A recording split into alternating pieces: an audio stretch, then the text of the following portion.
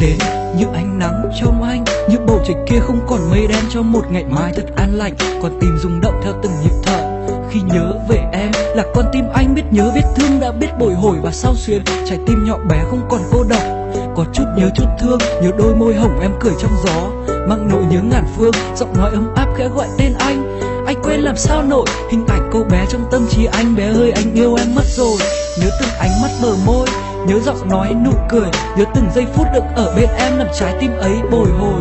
Em ở đâu đến vậy, duyên số nào gửi em đến đây. Bàn tay anh nhỏ không ngăn được gió, cũng chẳng cản được mây, nhưng anh có thể che chở em, cho em sự yên bình mỗi tối. Và anh sẽ nắm chặt bàn tay em, sánh bước con đường cùng chung đôi, sẽ dắt em đi qua từng nẻo đường, có đôi chân anh dẫn lối. Khó khăn thử thách với anh là chi khi đã có em ở đây rồi. Từng ánh mắt bờ môi làm anh nhớ nhung mong đợi, con tim nhỏ bé muốn thét lên muốn nói anh yêu em mất rồi. Giọng nói ấm áp khẽ gọi tên anh quên làm sao nổi. Có một chút nhớ, có một chút thương, em làm trái tim anh bồi hồi. Em là ánh nắng bên đời anh, em xóa tan đi bao giá lạnh. Em là nỗi nhớ, là niềm thương, em là hơi ấm trong lòng anh. Anh mơ ngày ta nắm bàn tay, bên nhau cùng ánh sao lấp lánh. Nếu em là mây, em là gió, anh xin nguyện là bầu trời xanh. Nếu em là gió thì anh xin nguyện sẽ là mây. Nếu em là lá thì anh xin nguyện sẽ là cây. Ở bên mây nghe gió để cho nắng xóa đi hạt mưa, ở bên cây cần có lá, em đã biết điều này chưa? Xin nguyện được bên em, dù em là mây hay là gió, duyên số đẩy ta đến với nhau, xin em hãy trân trọng nó. Khi con tim nhẹ rung lên, anh lắng nghe từng nhịp thở, lắng nghe con tim thầm gọi tên em, vẽ nên ngàn nỗi nhớ. Muốn bên cạnh em được bên em, che chở em đến cuối đời. Dù anh không được giàu sang, nhưng con tim anh không lừa dối. Hãy luôn vững tin ở anh, vì sự chân thành là tất cả. Còn khó khăn ở phía trước, rồi chúng ta cũng sẽ vượt qua.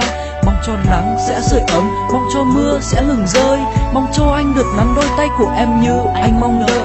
Muốn bên cạnh em được bên em, che chở em đến cuối đời. Tương lai đi về phía trước có bước chân em và tôi. Nếu em là gió thì anh xin nguyện sẽ là mây.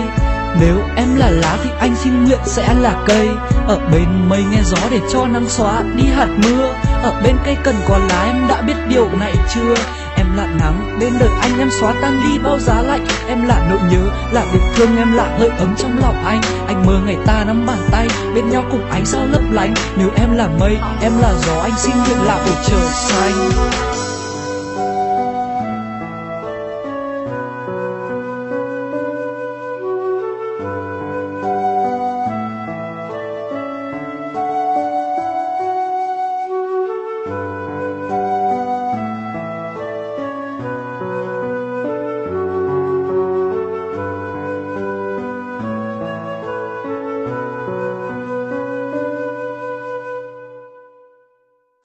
Nếu em là gió thì anh xin nguyện sẽ là mây.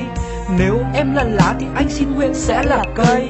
Ở bên mây nghe gió để cho nắng xóa đi hạt mưa, ở bên cây cần có lá, em đã biết điều này chưa? Em là nắng bên đời anh, em xóa tan đi bao giá lạnh. Em là nỗi nhớ, là niềm thương, em là hơi ấm trong lòng anh. Anh mơ ngày ta nắm bàn tay, bên nhau cùng ánh sao lấp lánh. Nếu em là mây, em là gió, anh xin nguyện là bầu trời xanh.